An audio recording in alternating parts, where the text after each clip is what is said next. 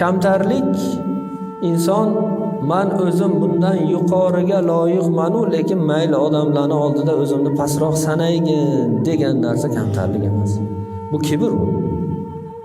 Kamtarlik degani mayli shuni oldida indamay o'tiray, lekin men bundan yaxshiman o'zi deb ichida o'ylashlik bu kibr. Kibr. Payg'ambarimiz sollallohu alayhi vasallam aytdilarki, la yadkhulul jannata man kana fi qalbihi misqalu zarratin min kibr. Kibrdan zarra misqoli, ya'ni zarracha og'irlikda kibr bo'ladigan bo'lsa qalbida kimda, u jannatga kirmaydi dedilar. Jannatiy bo'la olmaydi dedilar.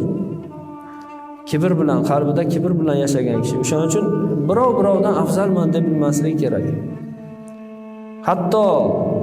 Hattoki mana bu ko'chada yurgan, namoz o'qimaydigan odamdan ham, hatto Xudoni tanimaydigan odamdan ham afzalman deb bilmaslik kerak inson. Chunki bilmaysiz, u odam umrini oxirida iymon keltirib namozda ketadi-yu, siz qanday ketishingizni bilmaysiz. Bizga jannat bashorati berilib, kafolatlanib qo'yilgan odamlar emasmiz biz.